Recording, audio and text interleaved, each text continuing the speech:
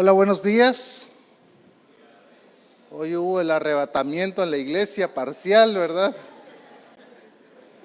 Yo creo que quedamos cansados de la conferencia misionera del aniversario, ¿verdad? Y pues bueno, el Señor siempre nos trae con un propósito. Y también saludamos a todos los que nos están viendo por medio de Facebook también. Alguien quedaría en casa a lo mejor por enfermedad, otros descansando, pero que el Señor pueda bendecir también su tiempo ahí en casa y que juntos podamos aprender la palabra de nuestro Dios. Oramos. Padre, gracias por tu amor. Gracias, Señor, por lo bueno que ha sido para nuestras vidas. Y ahora, Padre Santo, que queremos ir a tu palabra, Señor, que tu Santo Espíritu pueda dirigirnos, que tu Santo Espíritu pueda ayudarnos, Señor, a entenderla y mejor, Señor, practicarla. Así que, Padre, ayúdanos a entender, Señor, que tú nos has dejado como testigos tuyos para impactar esta sociedad por medio de tu evangelio, por medio de los dones, por medio de lo que tú has trabajado en nuestra vida, para que otros puedan llegar a conocerte, Señor. Padre, por favor, ayúdanos. Por Jesucristo oramos. Amén. Hermanos, a mí me enseñaron que para abrir una puerta nueva en mi vida hay que cerrar la de atrás. Cuando yo quiero abrir una puerta nueva en mi vida, cuando quiero hacer un cambio, cuando quiero hacer algo, siempre es necesario cerrar puertas traseras para poder abrir una puerta delantera. Y esto va en todos los aspectos de la vida. ¿Sí? Si quiero hacer algo hacia el futuro, quiero hacer un cambio en mi vida, primero tengo que cerrar esta puerta y abrir una nueva.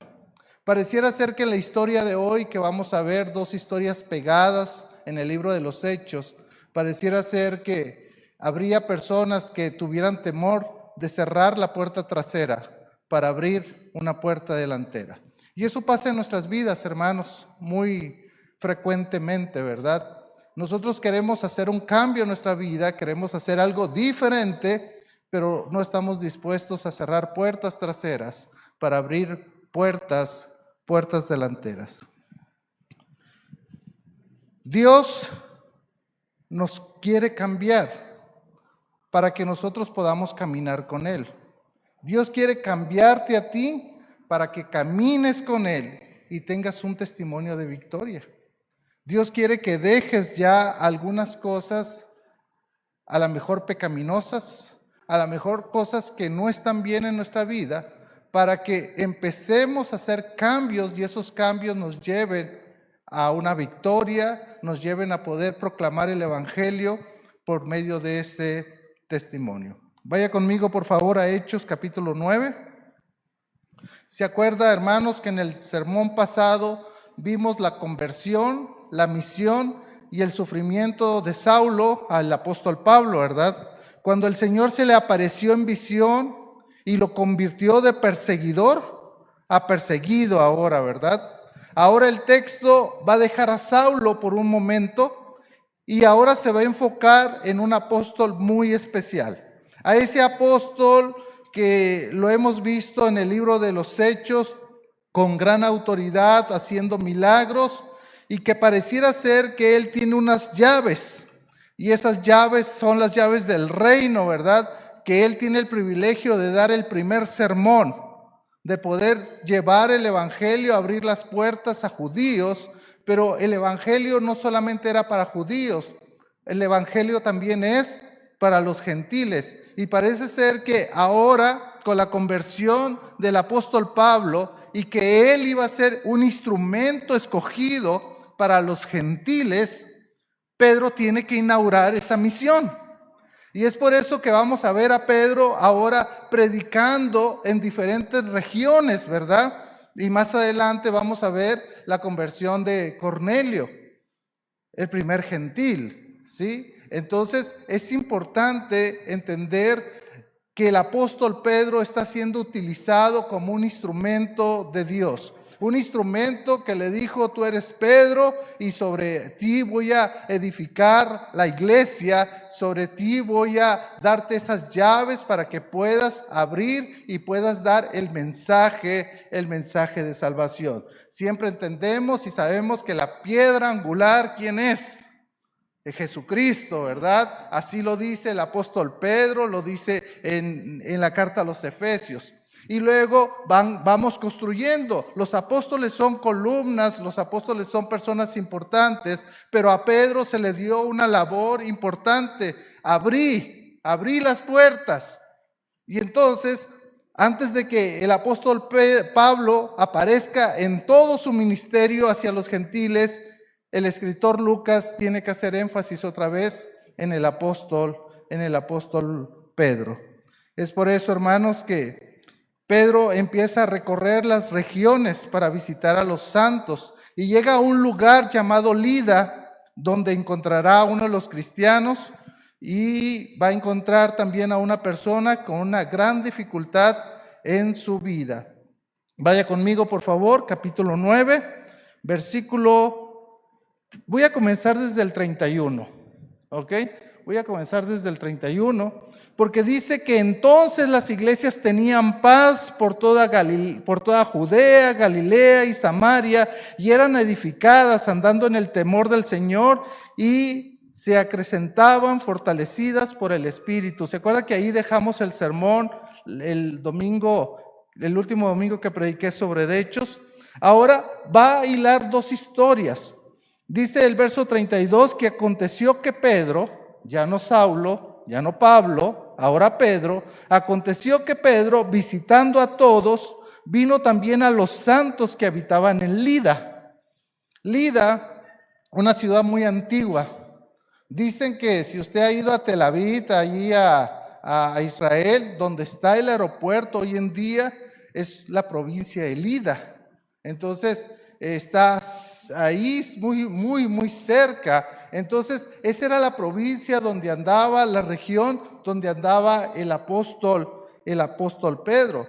Es que, hermanos, vamos a aprender una gran verdad aquí, que cuando nosotros nos impactamos unos a otros, fíjese, cuando nosotros como hijos de Dios nos impactamos unos a otros, porque no solamente es impactar allá afuera, sí es importante, pero también es necesario que entre nosotros nos impactemos, que yo pueda impactar con mi vida la vida de los Morales, que yo pueda impactar con mi vida la vida de cualquier otra familia, pero igual que ustedes pueden impactar con su vida mi propia vida.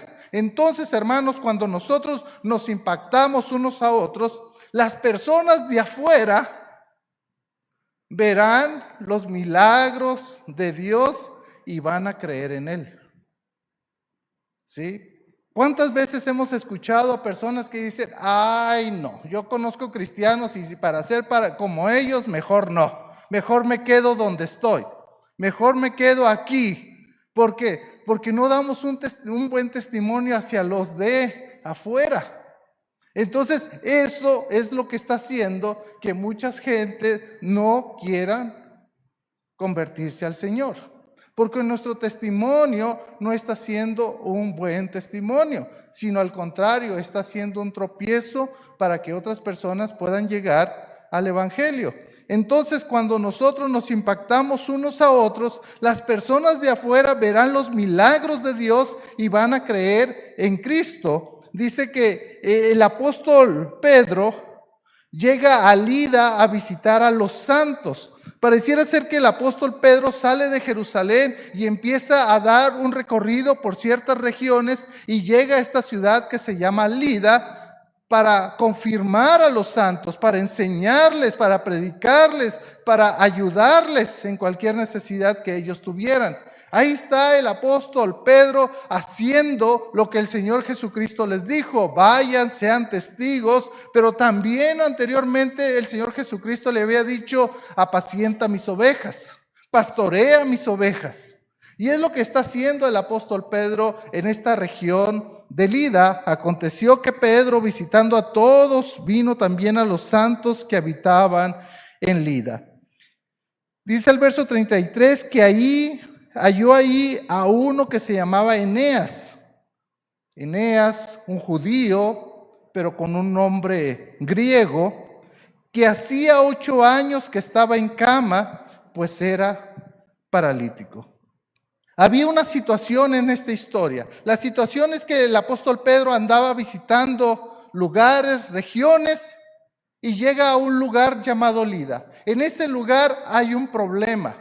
¿Cuál es el problema que hay, hermanos? Es que hay un hombre, no sé si sea de los santos que está visitando o sea una persona inconversa porque no lo dice. Lo único que sí dice es que se llama Eneas y que tiene 8 años siendo paralítico. Algunos podrían pensar que desde hace 8 años, o otros podrían pensar que desde que tenía 8 años, otros podrían pensar que ya hacía 8 años en una cama porque era paralítico.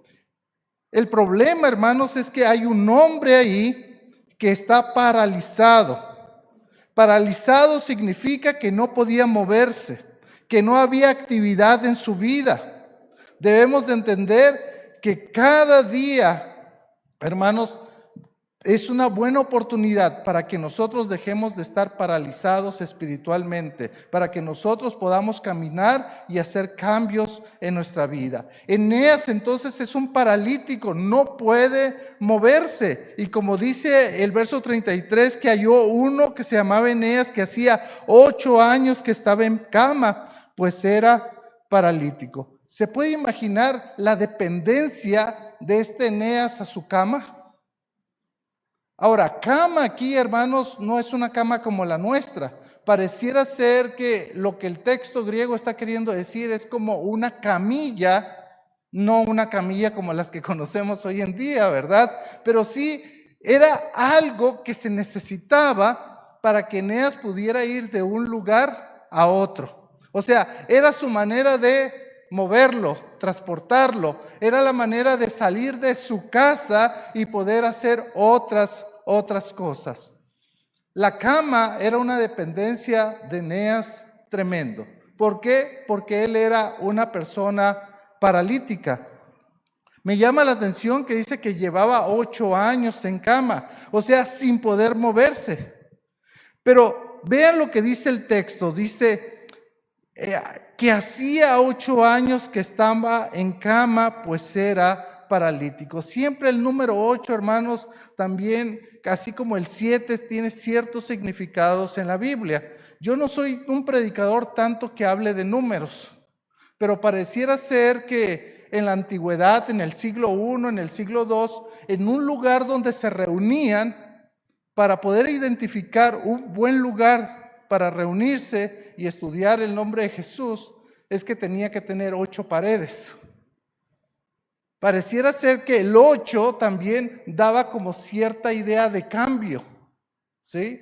Entonces, es algo curioso que él tuviera 8 años y que el 8 aparezca aquí en este texto. Pareciera ser, hermanos, que esta persona va a tener que cerrar una puerta y va a tener que abrir una puerta en ese momento. ¿Por qué digo eso? Vaya conmigo al verso 34.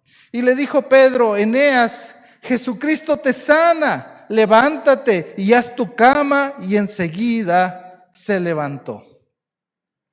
La sanidad, hermanos, de Eneas es porque Pedro en su visita es usado por Dios para llevar sanidad a Eneas. La sanidad de Eneas, vea lo que dice, le dijo Pedro: Eneas, Jesucristo te sana. Pedro no dijo: yo te sano. O Pedro no hizo una campaña de sanidad, ¿verdad? Sino que él va a Lida para fortalecer a los hermanos, confirmar a los hermanos, y se da cuenta que hay una persona paralítica de 8 años que necesita una vida mejor, y va con él y le dice: Eneas, te tengo una noticia, Jesucristo te sana. Mire, hermanos, qué bendición es entender estas palabras. No soy yo, no eres tú, no es el hombre, no es aquel que hace campañas de sanidad, no, es Jesucristo el que sana.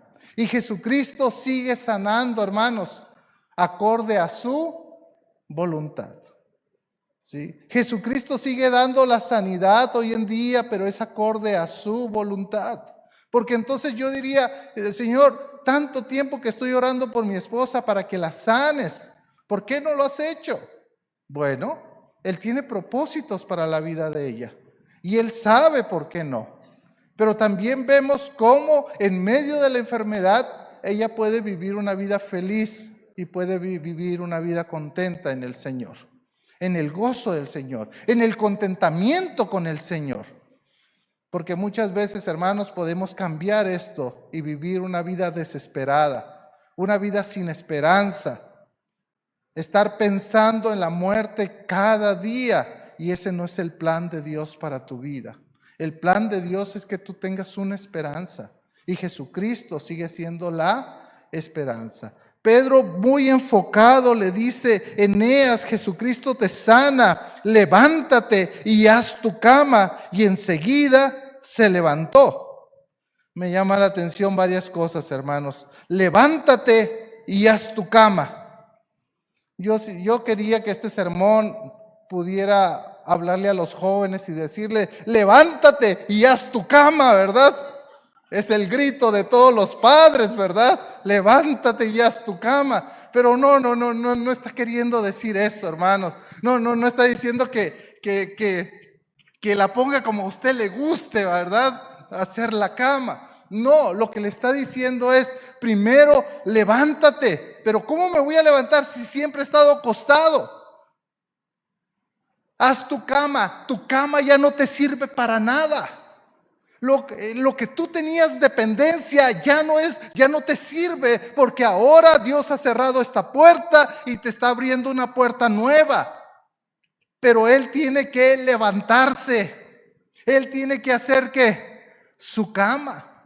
Yo me puedo imaginar Eneas diciendo: ¿me levanto o no me levanto? Dejo mi transporte, dejo donde siempre he estado ahí, para ahora irme a lo incierto, para ahora hacer otras cosas.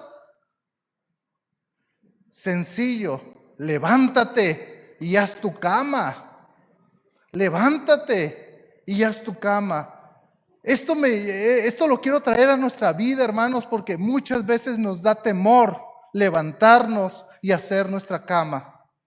Comenzar cosas nuevas, hacer nueva vida, hacer cosas nuevas en nuestra vida. Nos da temor. ¿Por qué? Porque ya estamos acostumbrados a lo que estamos haciendo. Por lo general, hay un pecado en nuestras vidas que siempre nos gusta, que ahí está con nosotros. Y es necesario decirle a ese pecado: ya no vas a reinar en mi vida, ya no vas a estar conmigo. Ya es hora de que cierre esta puerta y abra una puerta nueva. Entonces, levántate y haz tu cama. Levántate. Eneas tenía que levantarse y hacer su cama. Eneas tenía que tomar esa decisión, ¿verdad? Tenía que dejar lo que siempre había tenido, lo que le ayudaba un poco, ¿verdad? Lo que siempre había utilizado. Hazlo tú mismo, le está diciendo. Ya no pertenecerá a ti. Es un punto final de esta manera de vivir. Pero ¿saben qué, hermanos? Hay personas que no quieren terminar su capítulo. No les agrada donde están, pero tampoco se arriesgan a hacer cosas nuevas, porque no quieren un nuevo comienzo. La oportunidad está ahí. Debemos de hacer un cambio en nuestra vida. Y cada uno de ustedes sabe, hermano, dónde necesita hacer un cambio. Llevaba 8 años y tenía que hacer un cambio. ¿Dónde necesitas hacer un cambio? ¿Qué pecado tenés que dejar? ¿Qué actividad tenés que dejar que no te está llevando a nada? ¿Qué tenés que hacer en tu vida para hacer ese cambio? Vean el verso 34, y enseguida se levantó. Y le vieron todos los que habitaban en Lida, y no solamente en Lida, hermanos, sino también en Sarón o Sarona, como quiera pronunciarlos, los cuales se convirtieron al Señor. ¿Por qué se convirtieron al Señor, hermanos? Por el milagro. Es que el milagro, hermanos, debemos de recordar esto. Los milagros en hechos autentifican el mensaje, pero también autentifican el mensajero. O sea, Pedro es un hombre usado por Dios. Entonces se está autentificando el mensaje de Jesucristo, pero al mismo tiempo se está autentificando el mensajero. Recuerdan, Él es el testigo y me seréis testigos en Jerusalén, Judea, Samaria y hasta lo último de la tierra. El apóstol Pedro entonces es usado por Dios para esta sanidad, pero también para que las personas se conviertan al Señor. Es importante, hermanos, tener esto. Nuestro testimonio tiene que llevar a las personas a un cambio, y ese cambio es a una conversión. A una conversión. ¿Ha cambiado tu vida, hermano, desde que te convertiste a Cristo? ¿Ha habido un cambio que la gente pueda ver? ¿Ha habido un cambio que la gente pueda estar consciente de que hay un cambio en tu vida? ¿Cuántas personas te han dicho, es que yo quiero ser como vos sos? ¿No dijo el apóstol el apóstol Pablo, sean imitadores de mí como yo de Cristo? Pero vemos eso tan lejano, hermanos, el poder decir, es que yo imito a Cristo, imítenme a mí. Ah, no, qué gran responsabilidad, decimos. Esa es mi vida, me equivoco, soy humano. Sí, pero ese es el consejo de Dios. Que usted imitando a Cristo, la gente va a querer imitar su vida. Sin duda, un gran milagro ocurrió en Lida, siendo un evento que trascendió fronteras. Llegó la noticia hasta Jope, fíjese. Habíamos visto que en Lida, en Sarón o Sarona, pero también va a llegar a Jope, donde Pedro va a tener que ir ahí también para ayudar a alguien en Jope. Vaya conmigo al verso 36. Es que, hermanos, aquí está la segunda enseñanza. Cuando cumplimos el mandato del Señor Jesús de ser testigos, muchas personas llegarán a conocerle. Cuando usted y yo cumplimos el mandato del Señor Jesús de ser testigos, muchas personas llegarán a conocerle. Mire lo que dice el verso 36. Había entonces en Jope una discípula llamada Tabita, que traducida quiere decir Dorcas. Está mi hermana Dorcas por aquí, la vi por ahí, ¿verdad? Sí, ahí está, hermana. Y Dorcas significa gacela, ¿verdad? Es lo que quiere decir. Pero mire, esta abundaba en buenas obras y en limosnas que hacía. Y aconteció que en aquellos días se enfermó, ¿y qué más? Ay, qué triste, ¿verdad? Enfermó y murió. Después de lavada la pusieron en una sala. Algo raro, hermanos, porque después de que la lavaban, ¿qué es lo que hacían? Irla a enterrar. ¿Para qué la iban a tener ahí, verdad? Era irla a enterrar. Y como Lida estaba cerca de Jope, los discípulos, oyendo que Pedro estaba ahí, le enviaron 2 hombres a rogarle, no tardes en venir a nosotros. Levantándose entonces Pedro fue con ellos, y cuando llegó, le llevaron a la sala donde le rodearon todas las viudas llorando y mostrando las túnicas y los vestidos que Dorcas hacía cuando estaba con ellas. Entonces, sacando a todos, Pedro se puso de rodillas y oró, y volviéndose al cuerpo dijo, Tabita, levántate. Y ella abrió los ojos y al ver a Pedro se incorporó. Y él, dándole la mano, la levantó. Entonces, llamando a los santos y a las viudas, la presentó viva. Esto fue notorio en todo Jope, y muchos creyeron en el Señor. Y aconteció que se quedó muchos días en Jope, en casa de un cierto Simón, curtidor. Aquí viene el otro milagro. El otro milagro de una mujer que pareciera ser que era una persona muy especial. Pedro seguía haciendo su ministerio al que fue llamado de confirmar a los cristianos. Pedro, estando en Lida, mandan llamar a Pedro y le dicen, ven. Yo no sé si ese ven, hermanos, es acompáñanos en nuestro dolor por haber perdido a Tabita, a Dorcas, o acompáñanos para ver si puedes hacer algo por ella. ¿Sí? No sé cuál haya sido el propósito. Lo único que sí sé es que dice que esta Tabita había muerto. ¿Cuándo? Cuando estaba sanando a Eneas, no sabemos, hermanos. No sabemos. Lo único que querían es que Pedro fuera a hacer algo. ¿Algo de qué? Es curioso que lavan a Tabita y la ponen en la sala principal. ¿Por qué? ¿Por qué hacer cosas que a lo mejor no se hacían? A lo mejor tenían esperanza de que el apóstol Pedro podría hacer algo. Se había corrido la voz de que en Lida Pedro había levantado a un paralítico. A lo mejor estaban pensando en esto. Tabita era una mujer que había impactado su iglesia y su sociedad. Fíjense, hermanas, esto es algo interesante. Una mujer había impactado su iglesia y había impactado su sociedad. ¿Por qué digo esto, hermanos? Primero, ¿cómo se le reconoce a Tabita? Dice que entonces, verso 36, en Jope una discípula llamada Tabita, o sea, una discípula.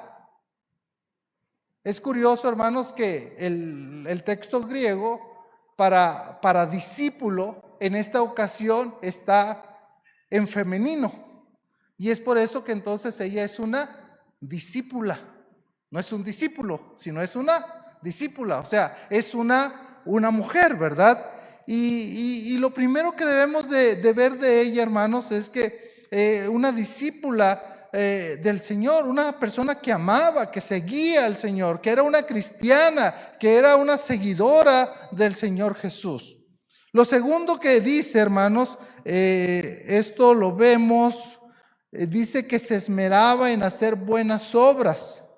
Dice, y aconteció que en aquellos días se enfermó y después de ser lavada, la llevaron a una sala. Y dice que llevaron, ¿verdad? Y que había algunas viudas ahí, verso 39, levantándose entonces Pedro, fue con ellos, y cuando llegó, le llevaron a la sala donde le rodeaban todas las viudas, llorando y mostrando las túnicas y los vestidos que Dorcas hacía cuando estaba con ellas. Entonces, esta Dorcas, como dice el verso 36, también dice que esta abundaba en buenas obras y en ¿qué más?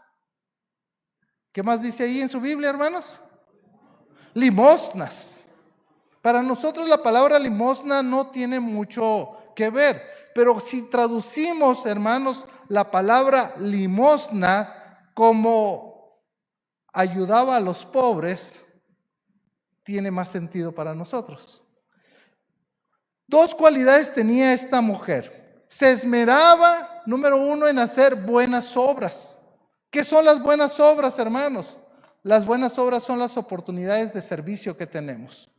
Buenas obras es ayudar al prójimo. Buenas obras es poder servir. Y todas esas oportunidades de servicio que usted tiene, está haciendo buenas obras. Por ejemplo, todos aquellos que ayudaron para el aniversario hicieron su buena obra. ¿Por qué? Porque sirvieron, hicieron un acto de servicio y todo eso es considerado como buenas obras.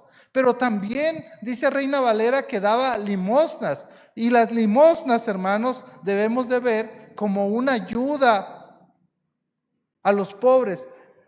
Las limosnas son actos de misericordia, y esta mujer Tabita hacía actos de misericordia. Saben que había viudas ahí con sus túnicas y los vestidos que ella fabricaba para dársela a las viudas y ayudar a los pobres también. Y las viudas dicen, nosotros somos testimonio, un testimonio vivo de cómo Tabita nos ayudaba. Por eso es que le estaban llorando, hermanos. Por eso es que estaban con ella en un tiempo difícil, ¿verdad? Para la familia, para los que estaban ahí, para la iglesia. Por eso estaban ahí. Porque ellas decían, las viudas, nosotros somos testigos de cómo Tabita era una persona que se preocupaba por las personas. Querida dama, siento que como evangélicos muchas veces las hemos dejado atrás a ustedes. El que brilla es uno, como hombre, ¿sí? Y yo recuerdo que en el seminario, en el instituto ahí en Guadalajara, los hombres llevábamos, en aquel entonces, hace muchos años, bastantes ya, hermanos, tenía 18, 19 años, sí, hace mucho, hermano, tiene razón, había una clase, los hombres llevábamos homilética. La homilética es el arte de predicar, es fabricar sermones, lo que le llaman predicación. Pero las mujeres no llevaban la predicación. Ellas llevaban ministerio al niño, ministerio a la mujer, porque era predicación 1 y predicación 2. Mientras los hombres veíamos predicación 1, las mujeres veían ministerio al niño, ¿sí? Y cuando nosotros veíamos predicación 2, las mujeres llevaban ministerio a la mujer. ¿Por qué? Porque hemos creído por años, hermanos, que las mujeres solamente están en la iglesia para cuidarse a las mujeres y cuidar a los niños. ¿No es cierto? Me acuerdo que el 2005 finales nos fuimos de aquí de Guatemala, nos fuimos a México y me invitó al seminario a ser el maestro de homilética, porque yo tenía 5 años dando esa clase aquí en Ceteca. Entonces les digo, sí doy la clase con una condición. Y la condición es que las mujeres también aprendan a predicar la palabra del Señor. Porque es necesario, hermanos, que también ellas aprendan, sepan los procesos de cómo hacer un sermón, ¿sí? Tal vez va a ser difícil que esté aquí arriba, pero puede enseñar, es cierto, a las mujeres. ¿Puede hacerlo? Sí puede hacerlo. Entonces, ¿cómo lo va a hacer si no le enseñamos cómo hacerlo? Tabita no le importaba la posición que ella podía tener en la iglesia, en la sociedad.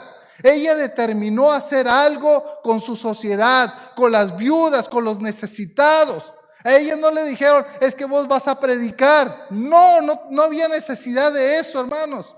Ella sabía lo que Dios le había llamado y ella sabía que tenía que impactar a las viudas que conocía, a los pobres que conocía. ¿Se da cuenta? La pregunta, querida dama, es, ¿qué estás haciendo en la iglesia? ¿A quién has impactado en la iglesia? Con tu profesión, ¿cómo estás impactando? ¿Eres una Tabita? ¿Eres una Dorcas?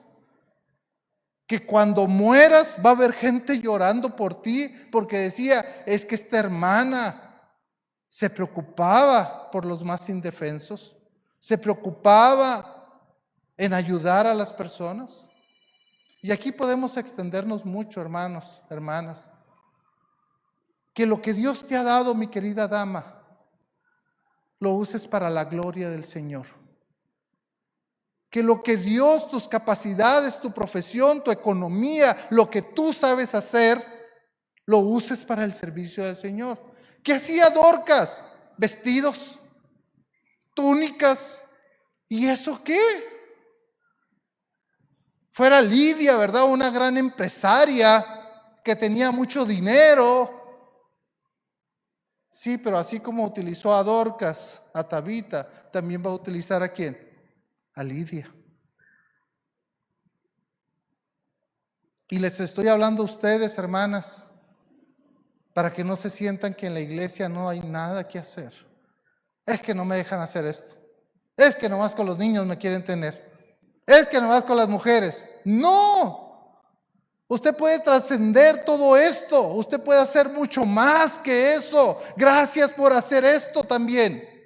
Porque es necesario hacerlo. Es curioso, ¿no, hermanos? Que pocos somos los hombres que enseñamos a los niños.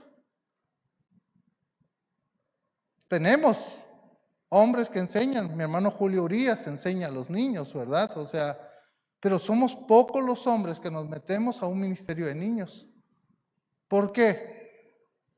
Que se ocupen las mujeres de eso. Ellas tienen más paciencia. No. Necesitamos nosotros también involucrarnos. Necesitamos involucrarnos. Que vean un ejemplo de un hombre adulto responsable. Bueno, si es responsable, ¿verdad? Sí. Sigamos, hermanos, porque yo aquí ya me ayudaba a los pobres, tenía actos de misericordia. Ahora miren, ¿por qué las personas buenas se mueren, hermanos? ¿Por qué Tabita, siendo como era, reconocida, por qué se tiene que morir? Dice que enfermó y ¿qué más? Y murió. Si se dan cuenta, había una situación que había una persona enferma, mandan llamar a Pedro, hay un problema, Tabita se muere. ¿Habrá solución a ese problema? Mire lo que dice la Escritura. Vaya conmigo. Y como Lida estaba cerca de Jope, los discípulos, oyendo que Pedro estaba ahí, le enviaron 2 hombres a rogarle: no tardes en venir a nosotros. Levantándose Pedro fue con ellos, y cuando llegó le llevaron a la sala donde le rodeaban todas las viudas llorando y mostrando las túnicas y los vestidos que Dorcas hacía cuando estaba con ellas. Entonces, sacando a todos, Pedro se puso de rodillas y ¿qué más, hermanos? Es que aquí está el meollo del asunto, hermanos. ¿Sabe? Uno de nuestros problemas, hermanos, y no hablo de Iglesia del Camino, sino de todo cristiano, de toda la iglesia, tiene que ver con la oración. Tiene que ver con la oración. Y yo sé que hay muchas mujeres aquí en IBEC que oran mucho. Y tenemos testimonios de hermanas que oran mucho. Y siempre que me ven me dicen: pastor, estoy orando por usted. Pastor, estoy orando por su esposa. Estoy orando por su hijo. Estamos orando por la iglesia. Y yo me siento fortalecido por esas oraciones, hermanas. Hermanos, Martín Lutero dijo: tengo tanto que hacer mañana que tendré que levantarme 1 hora antes para poder orar y estar en la presencia del Señor. Tengo que hacer tanto mañana que tendré que levantarme 1 hora antes para orar y estar en la presencia del Señor. Vivimos en un mundo muy rápido, hermanos, muy acelerado.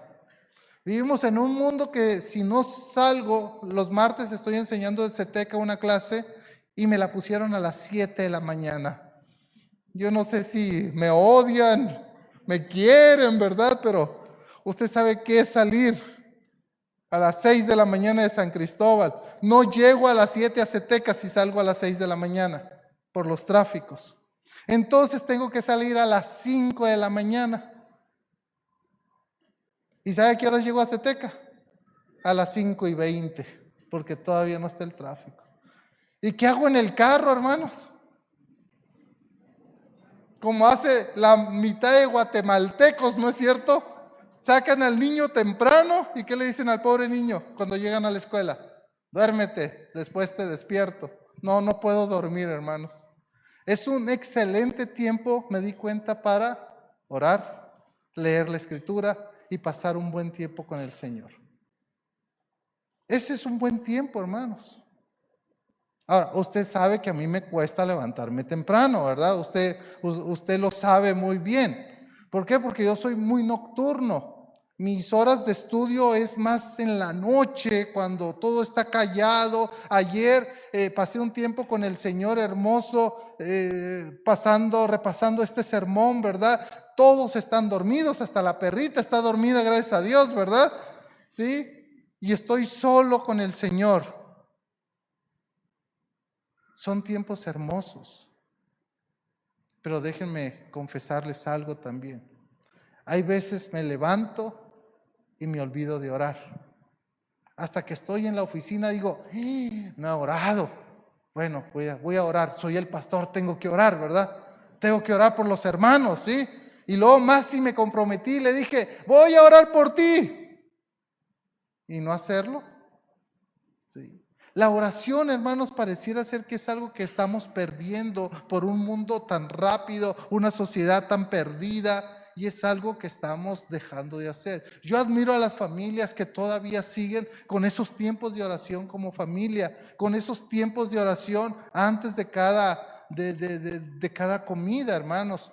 Admiro a las familias que realmente pasan tiempo en la oración.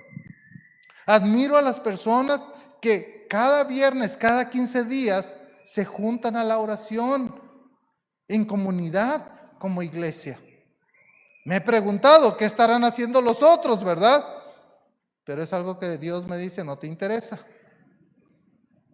Conéctate vos. ¿Sí me explico? Hermanos, la oración es, imagínense, está muerta Tabita, está Pedro y ahora dice, ¿y ahora qué hago? ¿Qué hace un hombre de Dios, hermanos, ante un muerto, ante un necesitado de salud? ¿Qué hace, hermanos? Lo único que hay que hacer es lo mismo, arrodillarse y orar. Porque el milagro yo no lo voy a hacer, el milagro lo va a hacer ¿quién?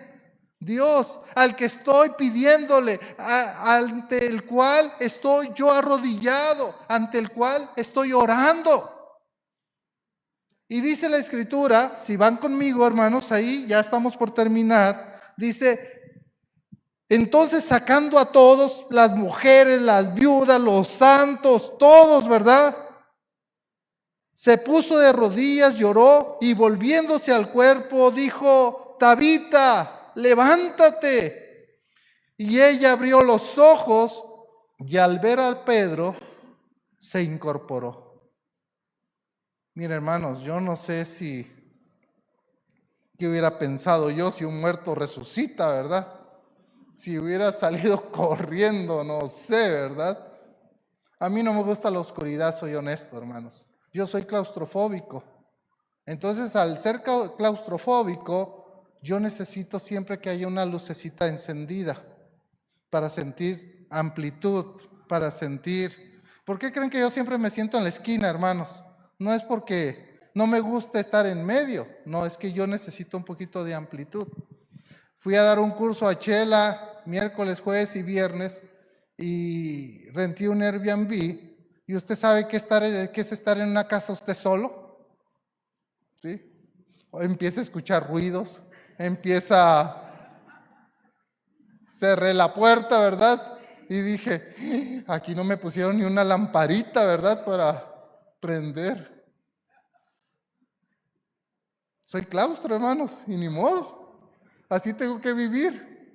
Tuve que dejar la tele encendida, ¿verdad? Le bajé todo el volumen para que hubiera una luz. El apóstol Pedro no era como yo. El apóstol Pedro le ayuda todavía y la levanta. Mire lo que dice el texto, dice, y él dándole la mano la levantó. Entonces llamando a los santos y a las viudas, ¿qué hizo? La presentó. Otra vez, hermanos, ¿fue Pedro? No.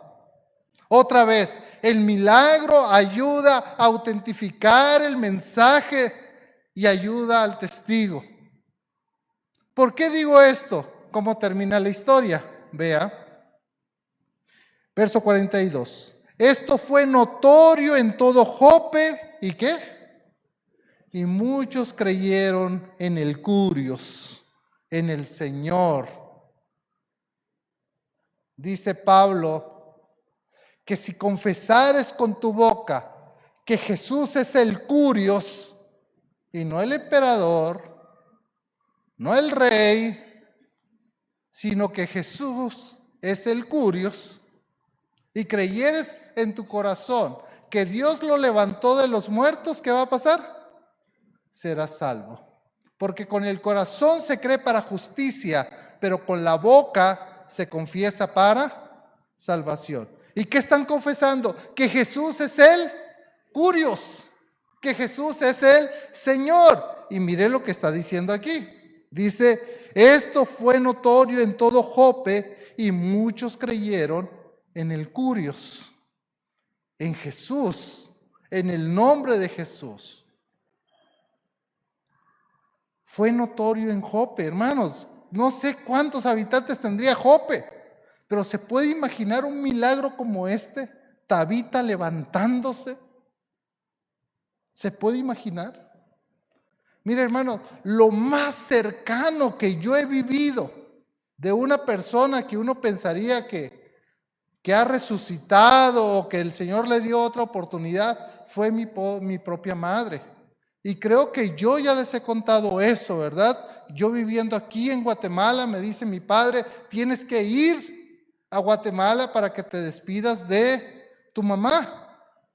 Eso fue como a las 3 de la tarde, a las 5 ya tenía el avión, el vuelo, y a las 7 de la mañana agarré el vuelo, ¿verdad? Para allá. En ese tiempo eran 2 horas de diferencias en Guate, en Hermosillo. Entonces yo llegué temprano, llegué como al mediodía. Ya me tenían listo todo ahí para meterme ahí a terapia intensiva donde estaba mi mamá, ¿verdad? Fui con ella, mamita, ya llegué, oré por ella, empecé a cantar el Salmo 23 porque le encantaba a ella. Yo no sé si por cantarle, hermanos, ella se levantó, ¿verdad? Ha de haber dicho que desafinado ¿verdad? No tengo idea, hermano, pero yo nomás veo que entran los doctores, las enfermeras, me quitan literalmente, me hacen un lado y me dicen, le dije que no hiciera nada. Lo único que yo hice fue orar. Es lo único que hice. Y mi mamá salió de la terapia intensiva. A los 2 días tuvo que ser operada porque le vino otro derrame, una trombosis, y le cayó en las piernas, cerebro y piernas. Y dice el doctor, hay que operarla. Gracias a Dios salió de la operación, 80% de que no saliera y 20% de que saliera. A los 2 días vuelve a ocurrir algo más. Dice mi papá, porque eso yo ya no lo cuento, lo cuenta él, que él salió y al entrar a su cuarto vio la cama recogida, como doblada.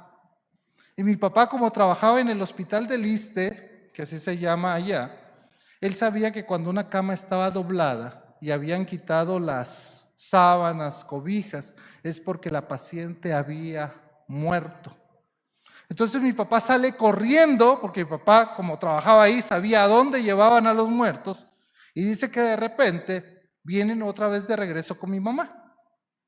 Y mi papá les pregunta, ¿qué pasó? Gente que él conocía, ¿verdad? Su esposa había muerto.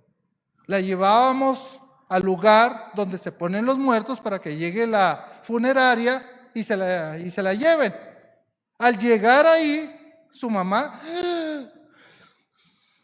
hizo esto y ahí la llevamos otra vez de regreso al cuarto. Eso es lo más cercano que yo he visto, hermanos. Lo más cercano que he visto. He visto cánceres desaparecer, sí, he visto mucho. He visto personas que han llegado a mi oficina llorando, diciendo que el doctor le acaba de diagnosticar algo. Oramos y a las horas me llaman y me dicen, ¿sabe que no había nada? Sí, sí he visto todo eso. Pero es el Señor obrando todavía. Para los que no sepan, mi mami ya está en la presencia del Señor. El Señor determinó llevársela cuando Él quiso. De ese evento que yo les digo, ocurrieron que unos 15 años más que mi mamá estuvo con vida. Hermanos, déjenme terminar ya con este sermón. Esto hizo que mucha gente creyera en el Señor Jesús. Y termina el texto diciendo que Pedro se quedó muchos días en Jope, en casa de un tal Simón el curtidor. Eso se lo voy a dejar para el próximo sermón, porque esto introduce lo nuevo que viene en capítulo 10. ¿Qué aprendemos nosotros, hermanos? Mire, el poder de Dios que sana y que vivifica es porque hay autoridad, porque Jesús tiene autoridad sobre la enfermedad y la muerte y la vida. recuerde que Él es el autor de la vida. Él sabe hasta cuándo usted va a estar aquí y hasta cuándo Él decide llevarlo a su presencia. Entonces usted descansa, hermanos. Es que estoy enferma. Estamos orando por ti, Sarita. Estamos orando por ti. El Señor tiene tu vida en sus manos. Él sabe hasta cuándo, ¿sí? Y así muchas personas por las cuales estamos orando. Nuestra hermana Anael se sigue en el hospital. Seguimos orando por ella, ¿sí? El Señor sabe cuándo es el último día de nuestra vida. Siguiente. ¿Se acuerda que el Señor Jesús había utilizado unas palabras con una niña que le dijo, Talita cumi, que traducido es, niña, levántate? ¿Se acuerda quién estaba ahí en ese lugar cuando Jesús dijo esas palabras? Había apóstoles de mucha confianza de Él. ¿Y entre ellos quiénes estaba? Pedro. ¿Aprendió Pedro o no aprendió? No le dijo Talita cumi, sino le dijo Tabita, porque era el nombre de Dorcas, ¿verdad? Tabita, levántate. Él había aprendido lo que su maestro había hecho, hermanos. Pero todo es en el poder de Jesús. No es en el poder del apóstol Pedro. No nos equivoquemos, hermanos. No nos equivoquemos. No nos den lugares que no merecemos, hermanos. No nos hagan sentir especiales cuando no somos nada. Siervo inútiles somos. ¿Por qué? Porque lo que tuviste que hacer, eso hiciste. Y a lo mejor lo que tuve que hacer solamente fue ir a orar por una persona. Fue escucharle, fue dar un consejo, fue acompañarle solamente. Siervo inútiles que somos. El problema de nuestra sociedad, hermanos, es que queremos exaltar a las personas. Y el problema es que nosotros queremos ser exaltados. Por eso termino con las palabras de Juan el Bautista. Porque es necesario que Él crezca y que yo mengüe. Padre, gracias por estas dos historias que nos recuerdan, Señor, que cuando hay que abrir una puerta de cambio, es necesario cerrar la puerta anterior. Lo vimos con Eneas, Señor. Y vemos también con Dorcas, Señor, que era una mujer que hacía tantas cosas bien, pero que ahora le están dando un nuevo comienzo. Con esta resurrección o con este volver a la vida, Señor.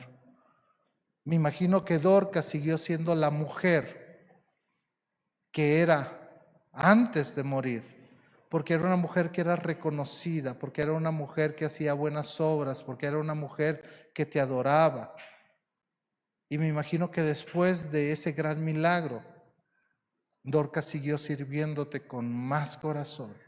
Pero lo bonito de estas dos historias que están registradas en tu palabra, Señor, es que muchos creyeron en Jesús.